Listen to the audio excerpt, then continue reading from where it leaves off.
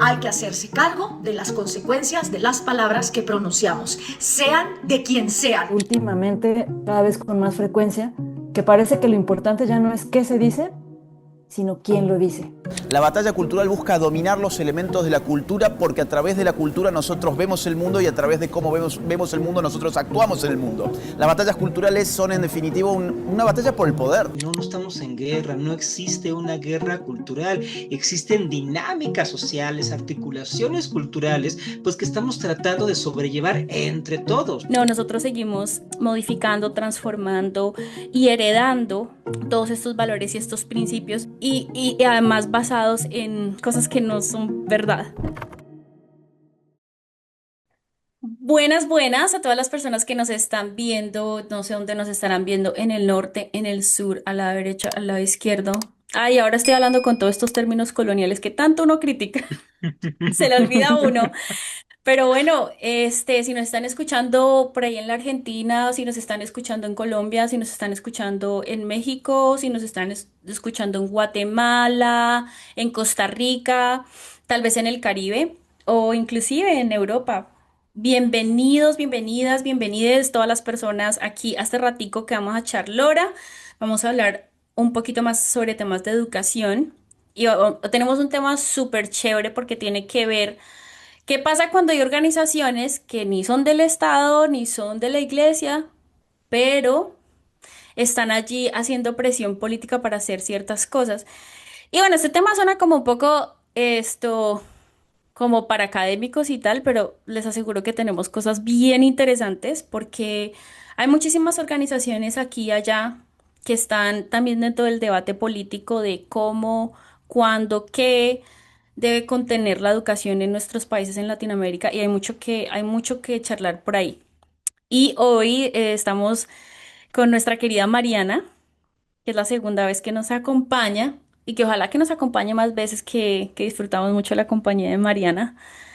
Y también con Raúl Méndez, que Hola, mejor hola, Ani. dicho, nuestro querido Raúl, que además ya hemos hecho varias cositas y también Sí, y vamos a hacer más cositas, entonces estén ahí, estén ahí. Yo todavía digo sintonizados y saben que hago el movimiento de hago el movimiento de los dedos porque todavía me acuerdo de esos radios.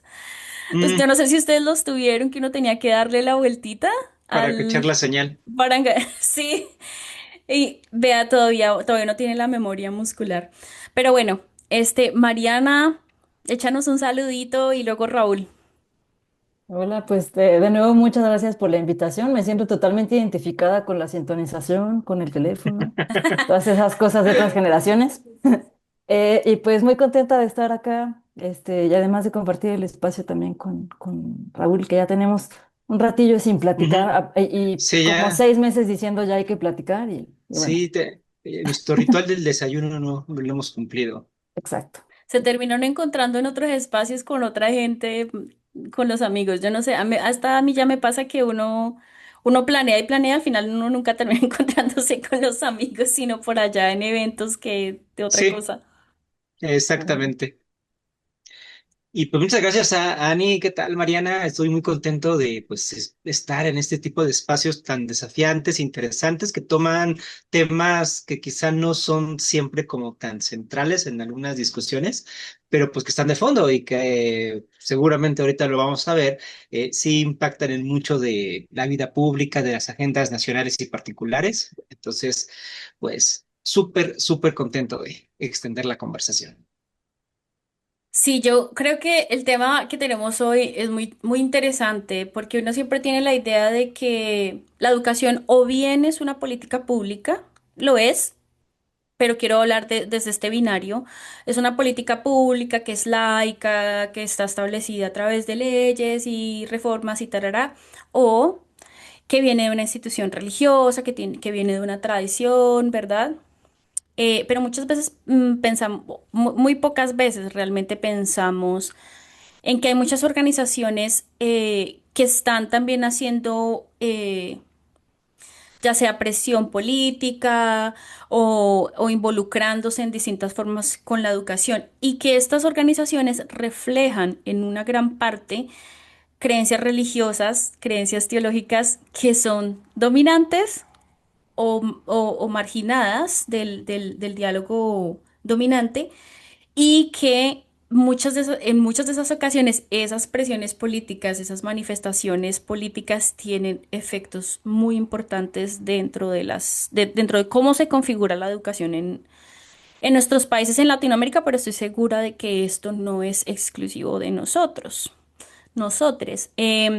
Pero bueno, Mariana, quiero pasarte a ti la pelota porque creo que este es un tema que te toca muchísimo. Gracias. Sí, pues es un tema que la verdad me interesa muchísimo, y coincido contigo cuando dices que como que en el imaginario colectivo tal vez está la idea de que la educación o es tradicional religiosa o es una política pública a cargo del Estado, sobre todo del Estado laico, pero hay muchos intereses ahí de por medio y finalmente el campo educativo como que no deja de ser un espacio de disputa todo el tiempo, en parte por lo que platicábamos ayer, ¿no? Porque se supone que el espacio educativo es este lugar en el que no solamente se aprenden conocimientos académicos, sino que además se tejen relaciones, se socializan valores, etcétera, etcétera. Y entonces, en tanto que la educación, digamos, afecta a todo mundo, tanto en la esfera privada como en la esfera pública, pues entonces también todo mundo tiene interés en saber cómo está funcionando el sistema educativo, cuál es el currículum de estudios, cómo se están formando nuestras mentes más jóvenes, ¿no? Y entonces, en este contexto, han aparecido desde hace muchísimo tiempo algunas organizaciones de la sociedad civil que, como bien dices, no son propiamente parte de una iglesia, pero que sí comparten ahí, si no valores, más bien, quiero decir, si no parte de la historia, sí por lo menos los valores, ¿no? Y la que me viene a la mente ahora, porque además es, creo, la que más he investigado, es la Unión Nacional de Padres de Familia, que apareció en México en 1917, poquitito después de que se aprobara la Constitución, y apareció precisamente como una respuesta de un grupo de católicos estaban preocupados por esta constitución que no solamente declaraba la laicidad educativa, sino que era mucho más radical que la constitución anterior. Y a partir de ahí comienzan a crear la narrativa de que esto es una imposición del Estado, que no puede ser que el Estado pase por encima del derecho de los padres y madres para decidir el tipo de educación que quieren para sus hijos e hijas, entre las cuales está, por supuesto, pues, la educación religiosa, católica en este caso. Y la exigencia es no solamente, digamos, que se permita la educación religiosa como parte integral de la formación de los niños y de las niñas, sino que además el currículum que estaba decidiendo el Estado en ese entonces era, pues digamos, como ajeno a la realidad mexicana y que estaba basado en, pues no dijeron mentiras, pero que estaba basado en aspectos ideológicos. Y esa es una constante que se va a ver desde 1917 y hasta la actualidad, ¿no?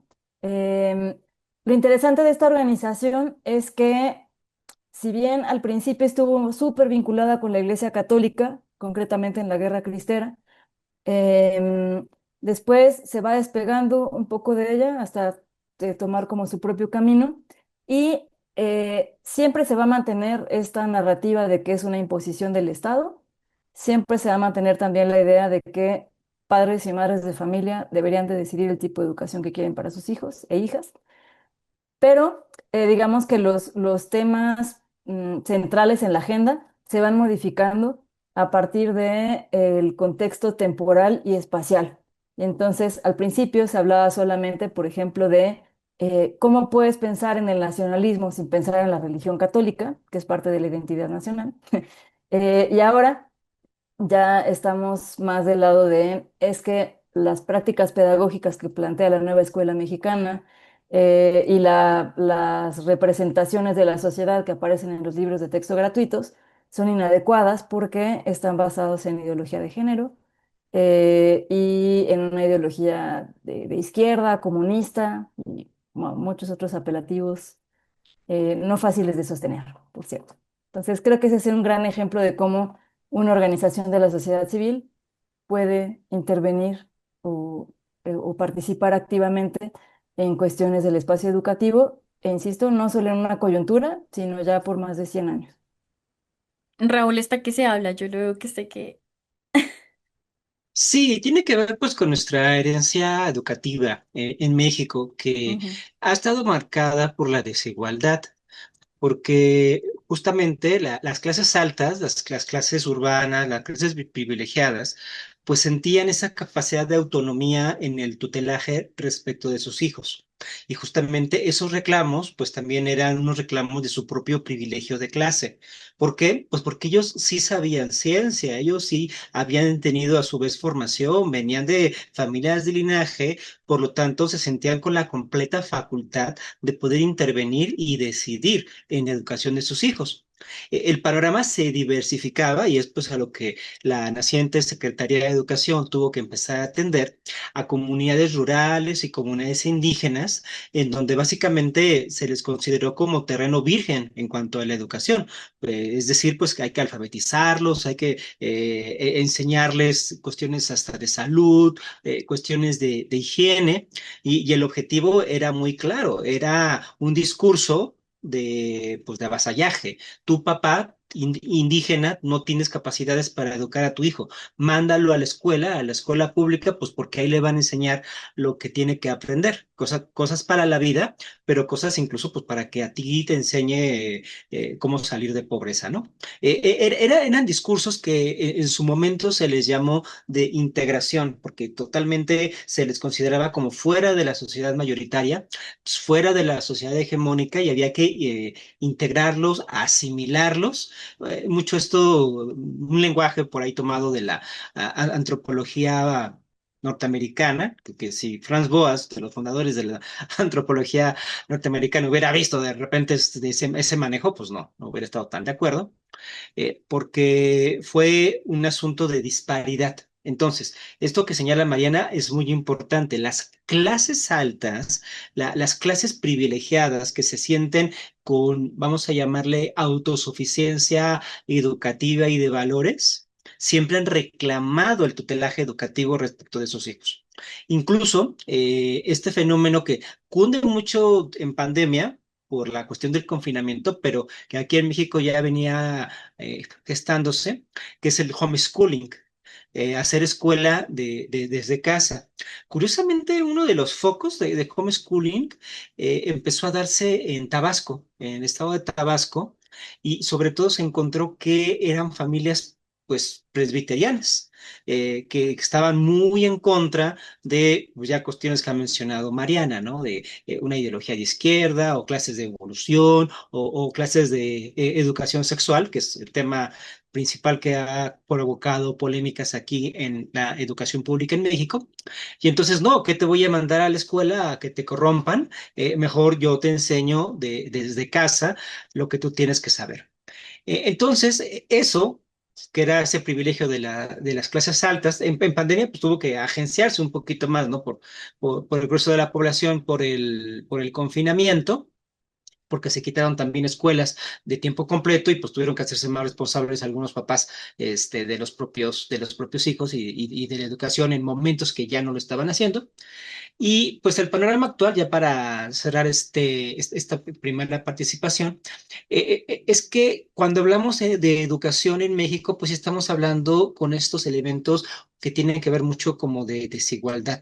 Y estamos hablando de que todas estas preocupaciones y todas estas, a su vez, motivaciones ideológicas de esos grupos de índole conservador, que antes estaban en las altas esferas, poco a poco está bajando y está permeando a otros estratos sociales que está generando pues un panorama bastante polémico en cuanto a la educación mexicana. Algo ahí que me parece súper importante con respecto a lo que estás diciendo, y tal vez para las personas que nos están escuchando, que yo creo que me parece bien apropiado mencionarlo, y es lo que tiene que ver con el tema de raza. Tú lo mencionaste con respecto a las personas indígenas, pero eso también pasaba con las personas afro. Me encantó mucho que utilizaste la palabra terreno virgen.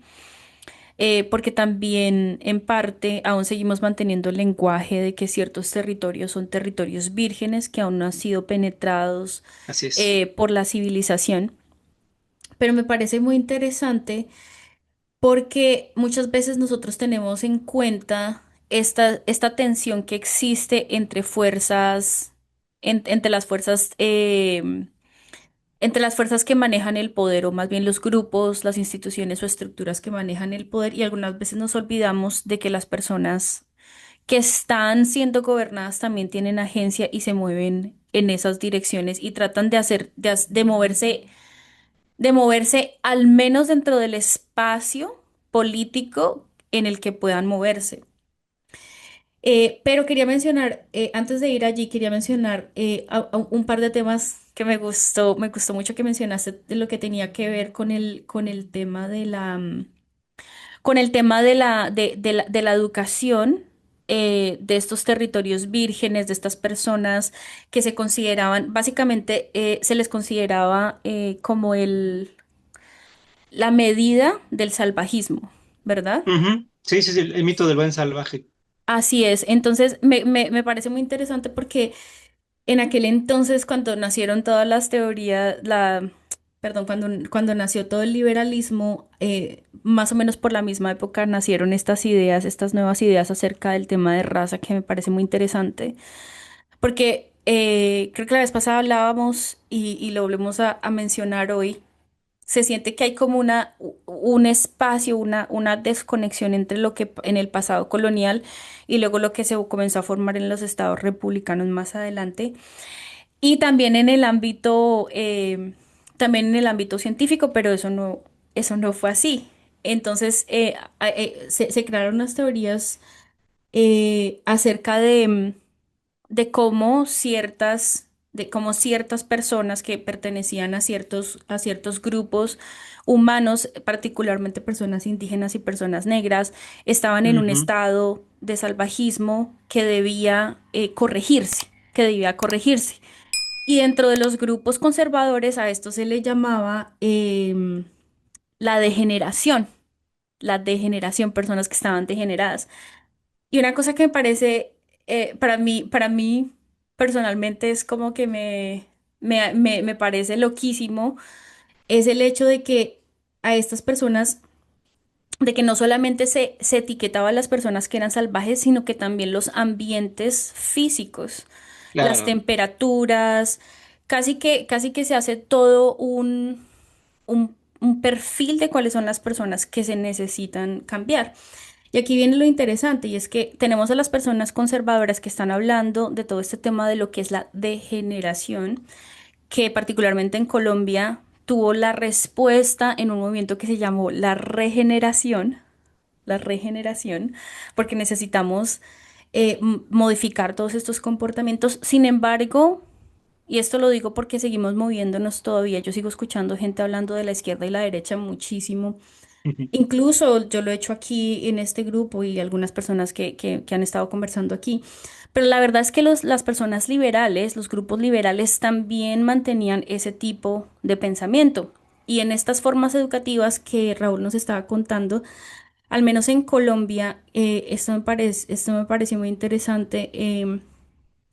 No solamente se crea esta idea de cuál es el ciudadano apropiado, que básicamente es el ciudadano que produce por el bien general, es el ciudadano que está a tono con los valores y principios del país, sino que además es un ciudadano que está sano, es un ciudadano que es limpio, que sigue unos rituales de higiene y que tiene un refinamiento cultural, entre otras muchas cosas.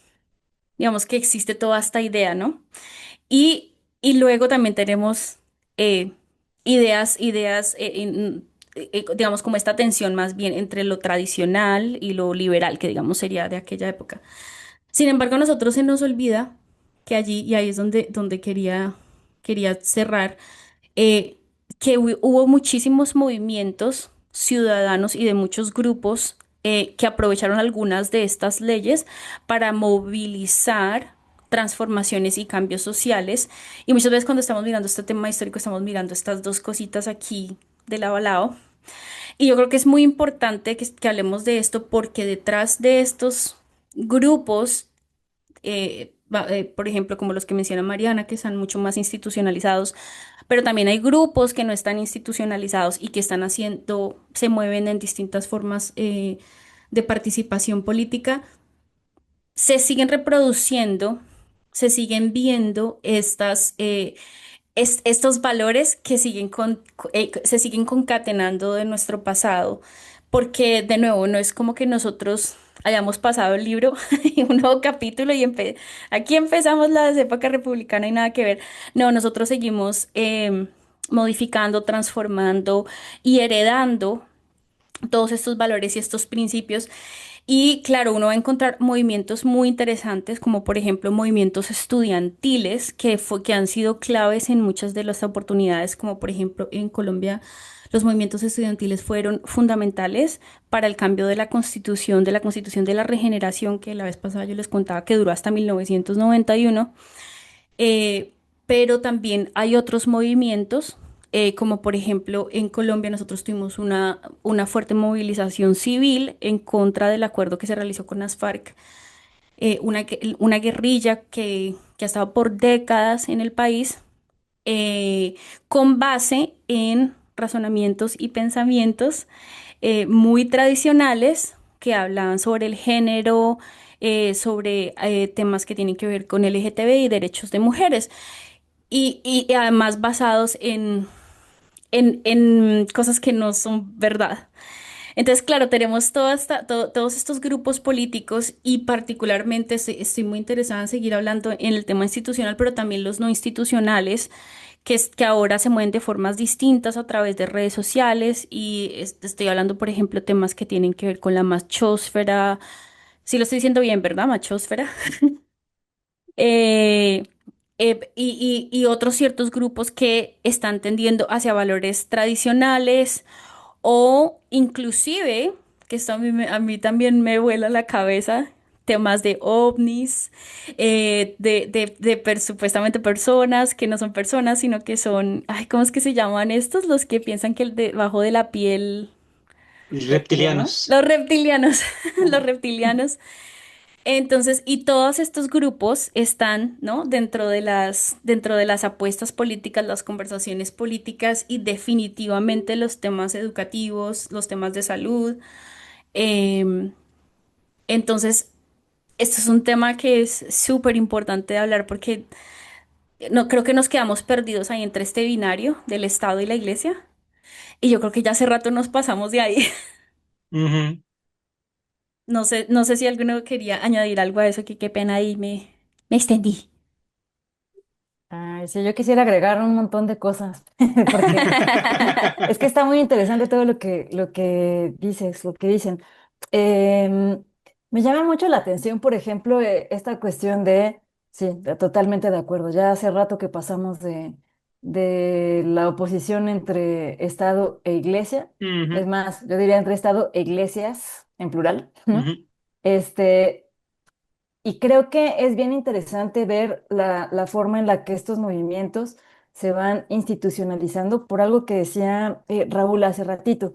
Inicialmente, por lo menos la Unión Nacional de Padres de Familia era sobre todo un movimiento de élites, pero poco a poco se ha No. ido Ujú. extendiendo a otras, pues a otras posiciones socioeconómicas y eso me parece interesante, no solamente, digamos, por la capacidad que ha tenido para permear a sus bases, sino también porque da cuenta de cómo el conservadurismo no es exclusivo de las élites, eh, como se ha pensado muchas veces, ¿no? De hecho, creo que una buena prueba de eso y que recordaba ahora que hablabas, Ana María, de los movimientos estudiantiles, es que curiosamente ahora el conservadurismo viene desde las bases, ¿no? Al parecer, en varios contextos latinoamericanos como Brasil o como Argentina. Y bueno, en México habría que ver, ¿no? Habría que explorarlo un poco más. Pero más allá de estos movimientos institucionalizados y que además generan también vinculaciones con otros movimientos, tanto nacionales como internacionales. Se me ocurre, por ejemplo, ahora la Red Familia, pero también con Mis Hijos No Te Metas, el Frente Nacional por la Familia, etcétera, etcétera. Em, Parece que tienen en común esta idea de tener que enseñarle, en este caso a las generaciones jóvenes, cómo deberían de ser las cosas, cómo deben de ser para mantener el orden social, ¿no?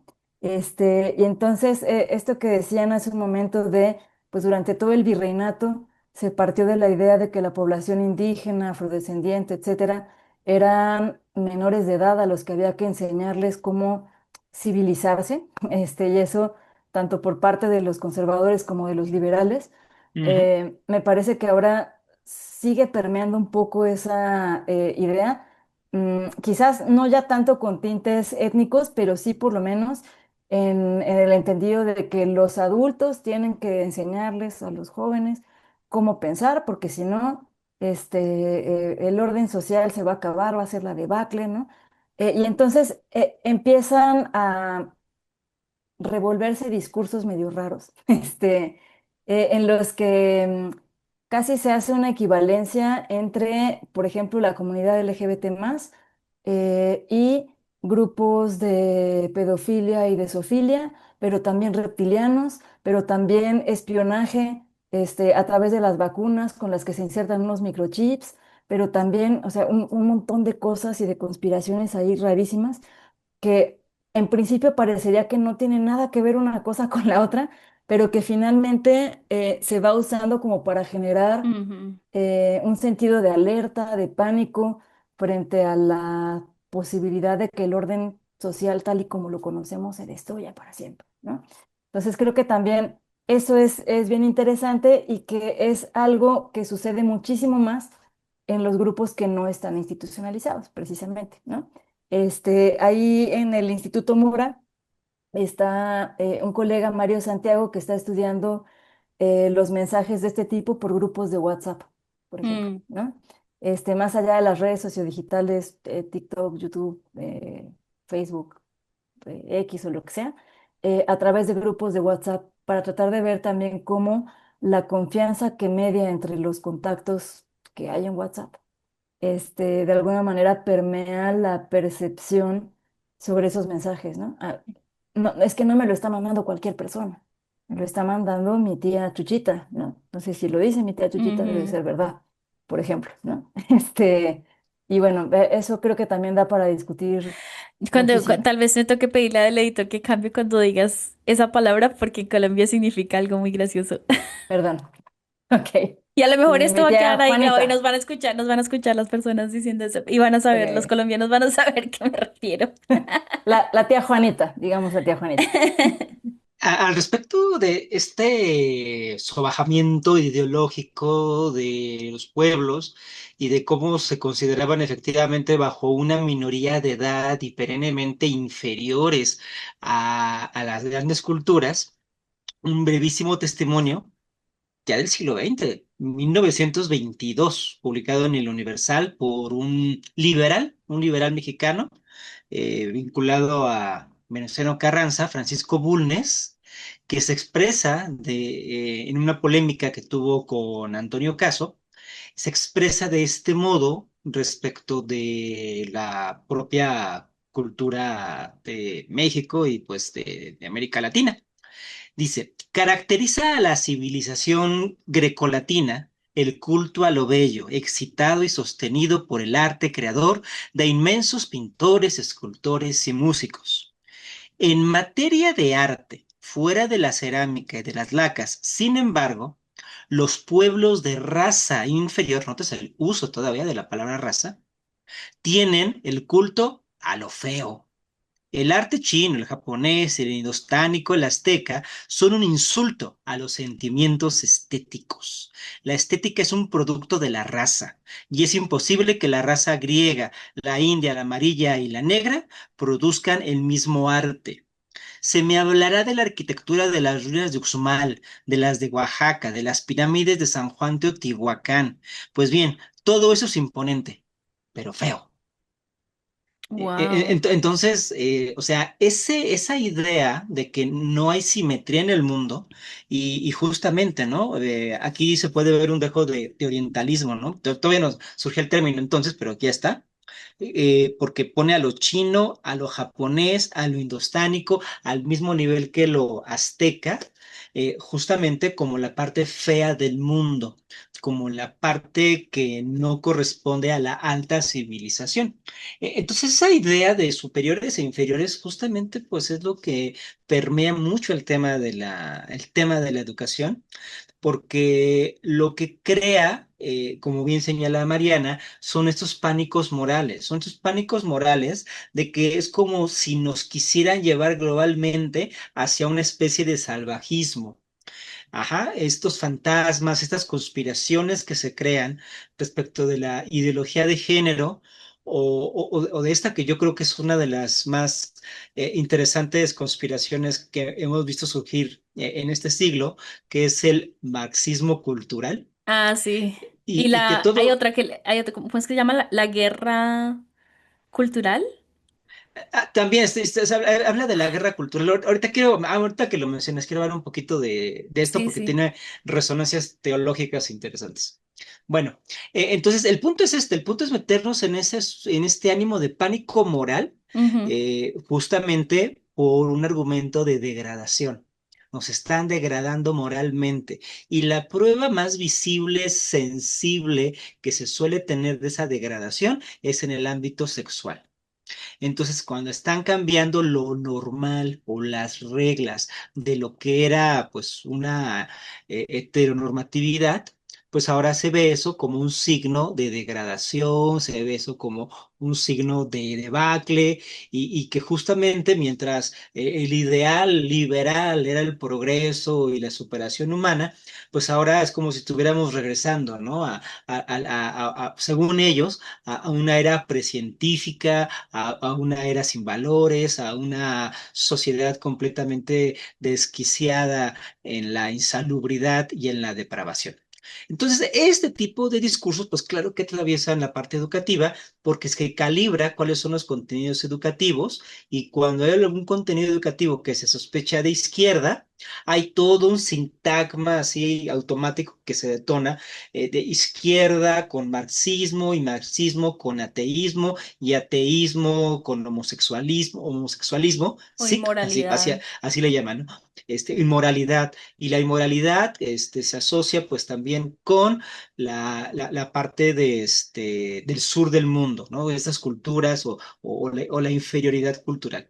Entonces, pues sí, no hemos realmente cambiado mucho el panorama, únicamente se han pulido los discursos. Sabes que ahorita que estabas diciendo eso, particularmente de este texto que tomaste del siglo XX, Ujú, esto yo también estaba trayendo una política pública específica que tiene que ver con cultura, todo esto, el asunto de cómo culturizar estas personas, casi que se les está salvando, ¿no? Como de este ujú, salvajismo. Proviene de un gobierno liberal que fue elegido en 1930, 1940. Estamos hablando de políticas públicas que si uno lo piensa no están tan lejos, ujú, no están tan lejos, pero también encuentro esto mismo que ustedes han mencionado, como que es algo que fluctúa, pero sigue manteniendo este tipo de intercambio o más bien como esta tensión entre lo que se consideraría más tradicional, eh, que tiene valores, que está cercano a Dios o que está cercano a la razón, porque pues ahí también tenemos que meter a las personas que hablan de la razón. Digamos que está esta tensión. Sin embargo, aquí es cuando la cosa se pone difícil. Y entonces, ¿qué hacemos? ujú. ¿Qué es lo que nosotros proponemos? Porque tal vez no se nos ocurra nada, tal vez no, tal vez no tengamos una idea de qué hacer, pero, pero no quisiera que nos vayamos hoy porque la verdad es que de esto hay muchísimo para hablar, de esto hay muchísimo para hablar. Pero ¿y entonces cómo nos pensamos la educación. Creo que para mí Ujú. incluso ha sido para mí ha sido retador encontrarme con este tema, especialmente porque siento y tal vez me gustaría invitar a las personas que nos están escuchando de pronto a plantearse esta pregunta. Yo me la planteé, de pronto a alguien más le sirve. Si la educación ha sido tal, tal vehículo para mantener las formas coloniales, para mantener esta distinción entre lo inferior y lo superior y lo inferior, esta diferencia entre lo que es salvaje y lo que no. Y entonces, ¿cómo nos estamos pensando nosotros la educación? Particularmente, por ejemplo, a mí que me gusta muchísimo el tema de popularizar conocimiento, creo que Raúl también, tú y yo estamos en una línea muy similar, en la que trabajamos temas de forma académica, pero también nos estamos acercando a poblaciones que no necesariamente que lo decíamos la otra vez, no están interesadas necesariamente en tener un título, pero quieren saber más del tema, entonces nosotros nos estamos pensando, bueno, habrá gente allá afuera que le interese, ¿verdad? Y en cierto sentido, los tres aquí somos actores civiles que nos estamos moviendo en estas distintas formas de movernos en educación de distintas maneras, ya sea haciendo investigación. Yo personalmente no tengo un grupo de gente, no tengo un grupo, no me he inventado todavía alguna teoría rara, pero, pero digamos que también estamos haciendo parte del discurso de muchas Sí. formas. Entonces, no sé, para mí es muy importante siempre este tema de cuestionarse porque inclusive cuando tenemos muy buenas intenciones, todavía puede haber dentro de nosotros esta semillita o estos pensamientos, porque nosotros no estamos aparte de nuestras culturas, de toda esta parte histórica en la que todavía seguimos viendo a otros como gente a la que podemos educar o personas con las que podemos socializar ciertas cosas y por el bien común, ¿verdad? Es que si las personas supieran de pronto esto, de pronto actuarían de una mejor manera. Tal vez para mí ha sido repensarme qué es educar para mí Ujú. personalmente. Pero me gustaría mucho escucharles, ustedes qué piensan. Qué pregunta tan complicada. Eh, yo sí llevo ya varios años dando clase y debo decir que es una de las preguntas que me atormentan un poco. Precisamente por lo que dices, ¿no? Porque puede haber ahí ciertas cosas que a lo mejor de manera inconsciente estamos reproduciendo, ¿no? Yo en lo personal, precisamente porque no me gusta esta forma de enseñar vertical, rígida, como eh, un poco paternalista o maternalista, siempre he procurado, no sé si logrado, crear un clima de horizontalidad y de confianza ahí en el aula, que no les dé pena hablar, que no les dé pena disentir, ni nada de esto, ¿no? Em, Varias veces me han dicho, curiosamente, que les llama mucho la atención, que les diga, esto es lo que yo pienso, pero ustedes no tienen que pensar como yo, siempre y cuando lo justifiquen, ¿no? O lo argumenten. Em, Eso tampoco me libera de que tal vez esté ahí transmitiendo sin querer algunas cosas que no quisiera, ¿no? Pero creo que parte importante de la educación es reconocer que hay muchas formas de conocimiento, que todos los conocimientos son válidos, que todas las opiniones y posiciones son válidas, aunque no estemos de acuerdo con ellas. Es más, aunque sean recalcitrantemente ultra reaccionarias y derechosas y lo que sea, ¿no? Este, pero también otra cosa que me gusta pensar es que la educación es un vehículo también para aprender a analizar las cosas y para aprender a identificar el tipo de argumentos que hay detrás de lo que se dice o de lo que se hace, ¿no?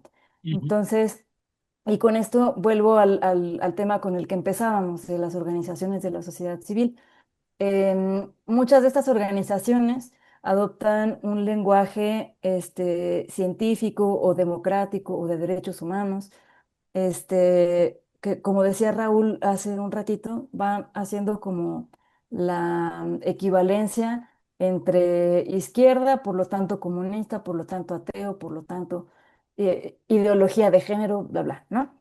Y lo que me llama poderosamente la atención es que se califica de ideología todo aquello que no coincida con la opinión propia, ¿no? Y digamos, la forma de sostener eso es que lo que están diciendo estos grupos es la verdad científica, mientras que lo que dicen otros grupos es ideología, ¿no? Entonces, creo que una parte muy importante de la educación es aprender a identificar como la diferencia entre los términos, quiero decir, entre el uso de términos científicos o términos de derechos humanos y la construcción de una argumentación verdaderamente anclada en lo científico o en lo democrático o en lo filosófico o en lo teológico o lo que sea, pero sin disfrazarlo de otra cosa, es lo que quiero decir, ¿no? Y creo que ese es un reto muy, muy importante, sobre todo porque es un poco atrevido lo que voy a decir, pero creo que nuestras sociedades son cada vez más plurales o cada vez más diversas, pero también al mismo tiempo tienden más hacia pensar el mundo o clasificarlo a partir de contraposiciones binarias, blanco, negro, izquierda, derecha, bueno, malo, religioso o racional, ¿no? Y creo que esos binarismos hacen un montón de daño y que son lo que facilita precisamente que este tipo de discursos vayan permeando la discusión pública. Creo que no sé cómo resolverlo, pero sí definitivamente pienso que la educación tendría que ayudar a problematizar la realidad y no a pensarla solo a partir como de estos códigos binarios. Y un brindis por Levi Strauss, que por más que se nos habló del postestructuralismo y de las narrativas subjetivas, pues estamos llegando a una estructuración otra vez, ¿no? Bajo esos códigos binarios que pues, nos mantienen, ¿no? Siempre como un ordenamiento cosmológico de cómo es la realidad, qué es lo bueno, qué es lo malo. Es algo que pues necesitamos saber tan profundamente como dónde está la izquierda, dónde está la derecha, ¿no? Hablando de manos o dónde está arriba, dónde está abajo, ¿no? Esto que comentabas en un inicio, ¿no? Ana, que es intuitivo, pues porque es un mapa de la realidad. Entonces creo que es eso, la educación es brindar el mapa de la realidad. ¿Qué es lo permitido? ¿Qué es lo prohibido? ¿Cuál es el tabú? ¿Cuál es lo permitido? ¿Hasta dónde sí? ¿Hasta dónde no? Y se resuelve precisamente bajo ese tipo de coordenadas polares que pues permiten a las personas tener una visión del mundo y poder tomar decisiones dentro de ese mundo. Y en ese sentido, pues la educación, en teoría, pues se supone que es lo que te facilita eso. Pero creo que coincido bastante con Mariana que el objetivo es pasar de esos binarismos cartográficos a una problematización. Es decir, es enseñar a problematizar esos puntos, enseñar a encontrar cuál es la arqueología o la génesis que está detrás de que eso se considere bueno y eso se considere malo. Hacer esa pedagogía de la pregunta, ¿no? De la que hablaba Freire, me parece fundamental porque es cuestionar las bases de tu mundo. Ahora, en el discurso conservador, muy propiamente evangélico, iniciando este término de cosmovisión, pero que se ha ido popularizando y cada vez lo encontramos más, responde precisamente a ello porque se tiene la idea desde estos grupos conservadores que lo que se tiene que transformar en la sociedad es la cosmovisión, o sea, las reglas del juego. Y eso apela a la sociedad, apela a la política, apela a la cultura. Es decir, ahí está lo más importante. Y justamente ya tiene un ratito que vino este resurgimiento colonialista de estos grupos conservadores por cooptar la cultura, porque se han dado cuenta pues de que en la cultura se manejan justamente estos códigos, se manejan los símbolos, se maneja el lenguaje. Entonces, si quien controla la cultura, controla el mundo. y por eso ellos solitos se inventaron esa onda de la guerra cultural, ¿no? Como este conflicto, que tiene que ver con la tesis, ¿no? De este señor Samuel Huntington, de el choque de civilizaciones, que se hizo muy popular, y que después va a retomar un escritor evangélico llamado Charles Colson, que en su momento fungió en el gabinete de Richard Nixon con lo del Watergate, terminó incluso en la cárcel y demás, pero salió de la cárcel como regenerado y como un republicano completamente moralizado. Y entonces escribe un libro a finales del siglo XX que se llama ¿Y ahora cómo viviremos? Y en ese libro retoma la tesis de Huntington y en lugar de ese choque de civilizaciones, él veía pues un choque cultural. O sea, ella empezó a manejar ese término que ahora lo trae la AGE y otra gente, y era muy claro, y eso fue en 1999, era muy claro al decir que el cristianismo, eh, ante la caída del bloque comunista, ahora tenía como principales enemigos que vencer el ateísmo, el evolucionismo, el feminismo y la izquierda.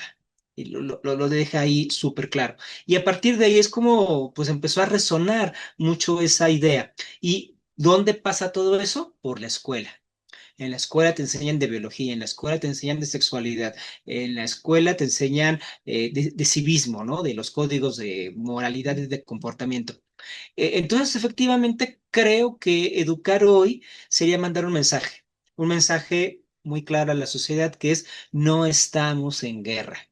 Hay focos de guerra, ¿no? Está el Medio Oriente, está Ucrania, hay focos de guerra, sí, pero en lo que compete a la educación y en lo que compete a la escuela, no nos inventemos guerras donde no existen. O sea, sí tenemos esas teorías de la conspiración y pues habría que decir ese mensaje, no, no estamos en guerra, no existe una guerra cultural, existen dinámicas sociales, articulaciones culturales, pues que estamos tratando de sobrellevar entre todos. Pues nos encontramos en el mismo territorio, nos encontramos trabajando, nos encontramos sembrando, nos encontramos actuando en los mismos espacios, pues tenemos que entendernos de alguna manera, pero no, no estamos en guerra, sí. Me parece súper valioso lo que comentas, Mariana, porque efectivamente yo podré tener unas convicciones de izquierda bien profundas, pero el que tiene convicciones de derecha no es mi enemigo, no estoy en guerra con él y él puede plantear su punto de vista, pues sí, sí lo puede plantear, pues de eso se trata una sociedad libre, ¿no? Entonces creo que es eso, es despolarizar esos discursos y problematizar la realidad. Creo que eso sería educar. Aquí yo les quiero hacer una confesión. A mí me pasaba hasta hace algunos años que cuando yo comencé a extender mi conocimiento teológico y algunas de las cosas no, como esta transformación de cómo uno entiende la Biblia y de cómo uno se relaciona, eh, dejar de ver un montón de cosas como pecado. Yo siento que yo en aquel entonces, hace mucho tiempo, seguía teniendo esta idea como de evangelizar. Y yo pensaba que al hacer algunos movimientos de popularización de educación teológica, como esa había sido mi experiencia, ¿no? Que yo había aprendido y muchas personas se tomaron el tiempo de explicarme, yo pensaba que yo podía hacer algo parecido. Pero es algo que me he venido revaluando mucho con el tiempo, especialmente por eso que tú hablas, Raúl, sobre la polarización.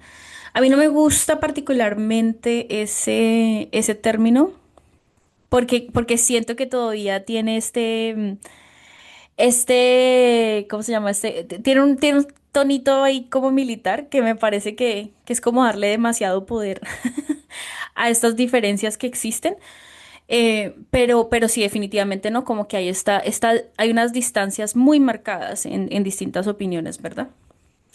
Pero, dada todas esas cosas, creo que, y probablemente muchas personas que me seguían desde hace muchos años se darían cuenta que yo bajé muchísimo mi posición en redes sociales y en mis iniciativas, y tuvo que ver con algo muy particular, y es que comencé a darme cuenta, o más bien, aquí viene mi definición, al menos en estas áreas teológicas, en algunas áreas de ciencias sociales, porque claro, no voy a hablar de ingenierías ni de, ni de temas de biología, cosas muy científicas, probablemente esta definición no le va a caber, pero yo pienso que la educación o la educación para mí se ha vuelto un espacio de diálogo. O sea, esto que estamos haciendo aquí los tres, de charlar y de ver Ujú. nuestros puntos de vista, y siento que las personas que nos están escuchando, nos están viendo allá afuera, yo les siento que están aquí con nosotros teniendo esta conversación y nos dirán, ay, pero esta gente come chitos y no dicen nada interesante, o a lo mejor se unirán y dirán como, es que chévere, o también quisiera proponer este tipo de cosas. Y de alguna forma lo comencé a pensar, me salí de esa idea de evangelizar y más bien como, pues yo voy a hablar, así como la gente que hablan, como dice, yo que estoy echando mis anuncios en el desierto y pues el que venga y quiera echar la charla conmigo, pues bienvenida, bienvenide, pero pues sí, digamos que esa se ha vuelto un poco mi posición. Pero hay algo en lo que estoy en desacuerdo contigo, Raúl, y es que Cuéntame, cuéntame. yo sí creo que parte, al menos de mi propuesta ética, es que hay que llamar a ciertas cosas que no son educación ni son opiniones, sino simplemente odio. Y un poco Ah, lo que sí, sí, hemos sí, sí. venido, un poco lo que hemos venido hablando, que se reencaucha esta forma de racismo, el racismo sigue siendo tan vivo y tan presente, claro, de otras formas, pero sigue tan vivo y tan presente como hace siglos, lo mismo que tiene que ver con temas de género, todo lo que tiene que ver con orientación sexual. Entonces no sé cómo manejarlo con respecto a esto que hablábamos de la polarización, porque si alguien me dice como, y lo he hecho, lo admito allí, las personas que me están escuchando y me conocen sabrán que es cierto. A mí hay personas que me han dicho, ay, qué pena, pero es que yo considero que ustedes los latinos son inferiores. Yo simplemente no continúo una conversación, porque sí, es el mismo idea. Ujú. Si yo considero que esto es una conversación, yo simplemente no voy a tener una conversación con algo que para mí no es educación, sino simplemente odio. Entonces, ese es un tema ahí espinoso, difícil, porque al menos desde mi perspectiva estoy viendo, aquí al menos en los Estados Unidos, yo estoy viendo grupos de hombres muy grandes, porque bueno, soy investigadora y ya lo he dicho muchas veces, a mí me gusta mucho el chisme, entonces yo me pongo a meterme a todos estos grupos a ver de qué están hablando y yo me pongo y me meto a ver de qué va la cosa porque no quiero estar en mi burbuja y perdida de lo que está pasando en el mundo. Y lo que yo estoy viendo es muchísimas personas que se sienten realmente muy solas, acá le están llamando la epidemia de la soledad Ujú. masculina Ujú. de muchísimas personas que se sienten que están desconectadas y están buscando cualquier forma de conectarse y lo hacen a través del odio, lamentablemente. Y a mí me preocupaba, hasta hace muy poco me preocupaba mucho eso y pensaba, bueno, ¿en qué maneras uno puede conectar? Pero llegado a este momento, puede que mañana cambie de opinión, pero en este momento sí como, bueno, pues estas son personas adultas. Si estas personas decidieron tomar este camino, y es que tienen que hacer una decisión consciente porque la vuelta lógica que hay que hacerle a ciertos temas es tan grande que no hay otra forma de hacerla sino teniendo cierto grado de conciencia. O sea, ni siquiera es como, no, es que son ignorantes, no, la gente sabe. Entonces es como, bueno, hombre, pues si quieres enfermarte porque te rehusas a tener una vacuna, si quieres, eh, si crees que la Tierra es plana, a pesar de que, de que hay muchas formas de probar lo opuesto. Si quieres seguir manteniendo ciertos gobiernos que tienen políticas públicas que afectan a grupos, que inclusive afectan a tus propios familiares, pues esas son decisiones conscientes y parte de la consecuencia de eso es que muchas de esas personas que están a tu alrededor, pues ya no van a tener una relación contigo. Y pues hay que hacerle porque ¿qué más? Un poco volviendo a este tema entre minoría de edad Ujú. y mayoría de edad Pero bueno, no sé si quieren añadir algo antes de que nos vayamos porque ya se nos fue el tiempo.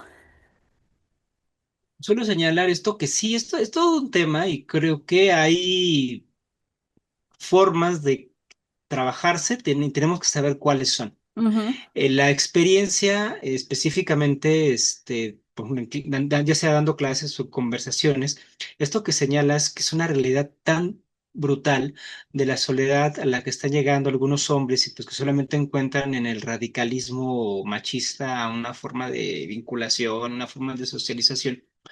Está detrás, por ejemplo, pues, de estos regresos, ¿no? Como de Trump o la derecha en Italia, etcétera, porque lo que ocurrió fue que estos sectores, vamos a llamarles así como de derecha, justamente como lo que hemos mencionado con ámbitos de guerra ideológica y demás, empezaron a sentirse confinados, empezaron a sentirse asediados, pues por todo el halo de diversidad, de pluralidad que despachan bajo el término progresista. Entonces el resultado es una radicalización de sus posturas y eso no le hace bien a nadie. Una novela de C.S. Lewis de las Crónicas de Narnia, en el volumen de la travesía del viajero del alba, uno de los personajes, Edmund, dice una frase que me parece muy ilustrativa al respecto. Él dice, si hay una avispa en la habitación, prefiero saber dónde está. Si no la veo, puede que esté atrás de mí y me pica, ¿no? O sea, si hay algo peligroso, tengo que verlo, tengo que manifestarse. Bíblicamente es el libro de Apocalipsis. El que está limpio, límpiese más. El que está sucio, ensúciese más. Entonces, ¿tienes algo que decir? Dilo. Si lo que estás diciendo es así, esas barbaridades que tú estás comentando, dilas, exprésate, no te voy a censurar. Porque lo que menos quiero es que tú te vayas a una cueva, te vayas con otros a intercambiar esas ideas y empieces ahí a trabajar sin que yo me dé cuenta. Creo que se tiene que hablar, se tiene que dejar hablar y son realidades bien dolorosas y vamos a escuchar cosas verdaderamente horribles, espantosas y claro que no vamos a estar de acuerdo con eso. Pero si no nos damos cuenta que existe esa gente, que está en esos problemas, que está en esas necesidades, ¿cómo lo vamos a trabajar?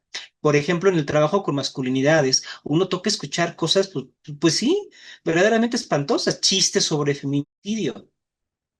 ¿Y qué haces tú? Y empiezas a decir, no, no hagan esos chistes, cállense y no vuelvan a hablar esos chistes. ¿Cómo lo vas a corregir Ahí, pero, si no los pero dejas?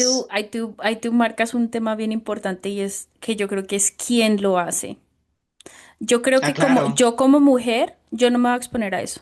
Ah, no, Yo sí, no claro, me voy a claro. exponer. Entonces creo que aquí es cuando, por ejemplo, una cosa muy interesante, este llamado que tú estás haciendo, por ejemplo, hombres que tienen la posibilidad de relacionarse con otros hombres, ¿verdad?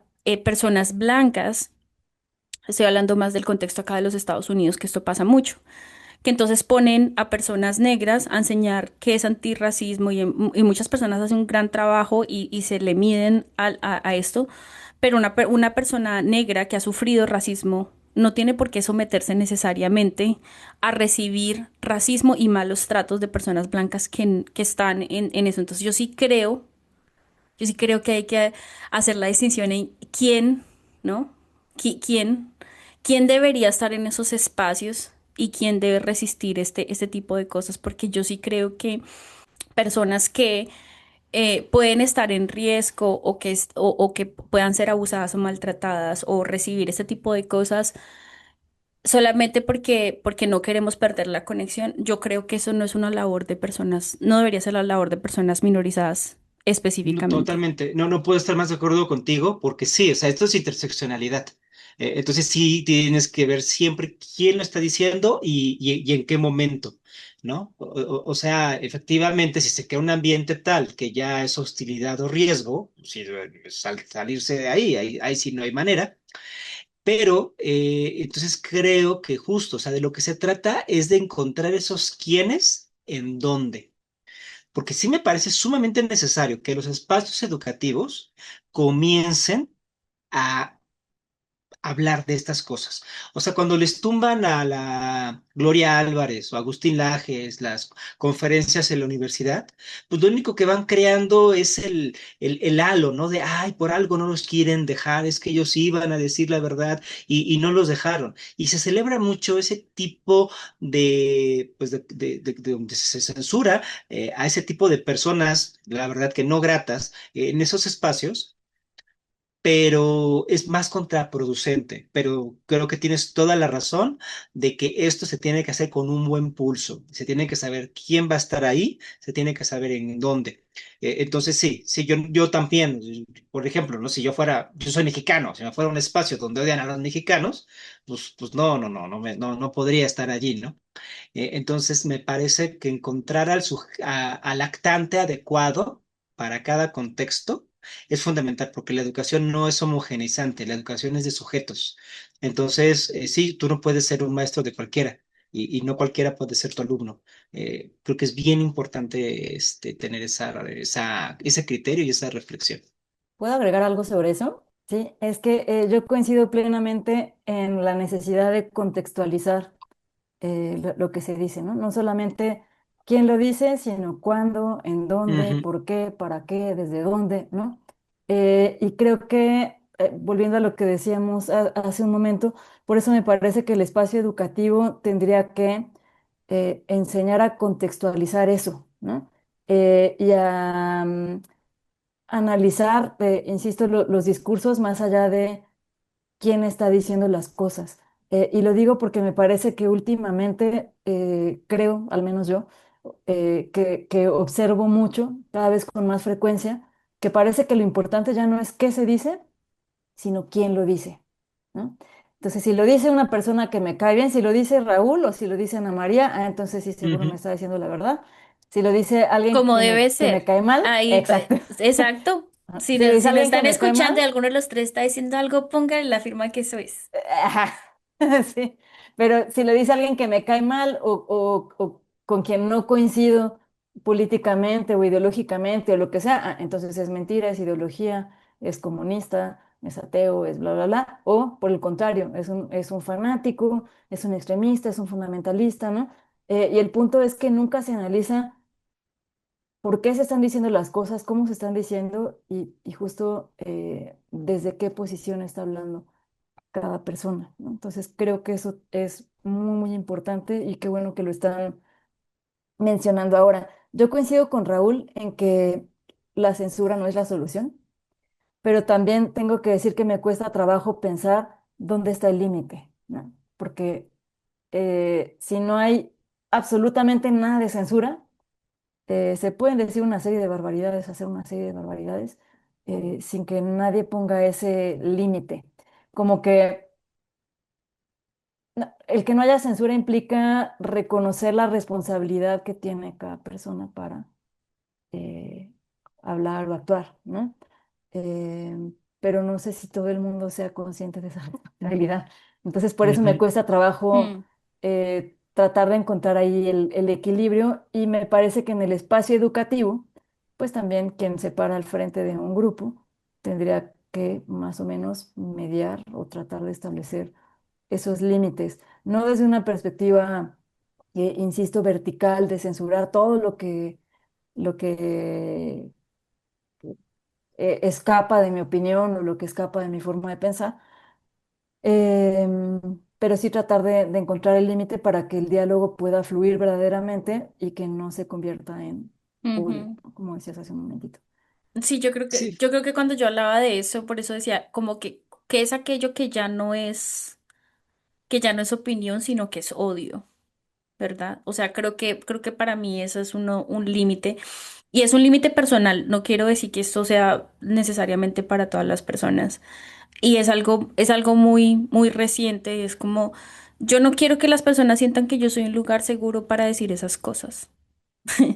Claro, claro. si estuviera yo en un espacio no educativo y probablemente sería distinto. Esto es algo un poco más personal y al menos de las iniciativas que yo tengo, en las que llego como, pues, este es un tema, la verdad es que yo siempre digo como esto es un tema en el que yo tengo ya ni siquiera lo voy a discutir, ni siquiera voy a discutir este tema porque no, me parece que esto es como un derecho humano básico, ¿sí? Pero pues cada persona lo mira como sea. Y los contextos, creo que es fundamental lo que señala Mariana. O sea, tú Ujú. puedes estar moderando, tal vez puedes estar moderando grupos con temas específicos en donde se hablen de ciertos temas por la necesidad que hay de Así tener es. que escuchar, de hablar. Pero si tú no estás o sea, tú al ser educador, no eres educador todo el tiempo. Así es. En la calle, en el transporte público, hasta en restaurantes, ahí no tienes por qué estar escuchando cualquier cantidad de cosas. Ahí Pero uno justamente entra tu debería, labor personal. porque es importante estar escuchando las conversaciones ajenas. Ah, bueno, si no te, o sea, si no, me refiero a que no se te vayan directamente hacia ti, pero sí que estar con el radar, tanto en los espacios físicos, pues como en el terrible mundo de las redes sociales, ¿no? Que el anonimato habilita una serie de expresiones, de discursos que son verdaderamente preocupantes, ¿no? Y sobre todo, ¿no? Esto que comentaba también Mariana de su colega, pues todo lo que está pasando por mensajerías instantáneas o todo lo que está desde la deep web Así es. pues que son cosas bien crudas. Y sí, creo que no es para todos, o sea, no todo el mundo tiene por qué ver todo.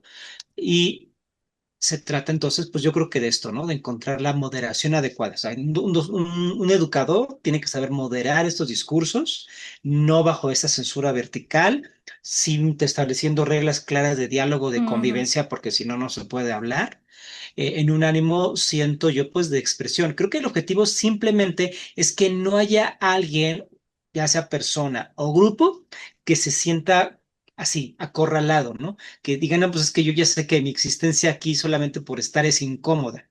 Pues un educador tiene que buscar mecanismos viables, pues para que todos tengan estos espacios. Ujú.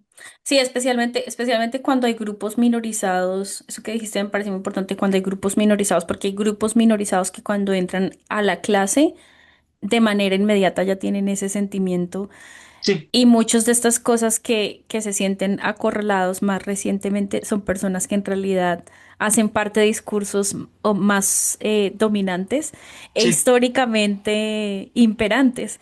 Esa es la cuestión que es muy interesante. Pero bueno, mejor dicho, ya se nos superpasó el tiempo y hay mucho más que hablar. Pero entonces, muchas gracias a todas las personas que se conectaron, ya que hay muchísima tela para cortar, pero muchísima. Y pues, si quieren dejar los comentarios o quieren decirle a alguno de nosotros que estamos muy lindos y que somos muy chéveres y que sigamos hablando, o tal vez no, tal vez digan como, uy, no, no los vuelvo a escuchar nunca más. Pero no, cualquiera que sea la cosa, bienvenida, déjenos mensajitos y qué más temas les gustaría que habláramos. Un abracito para todos, chao, chao. Gracias.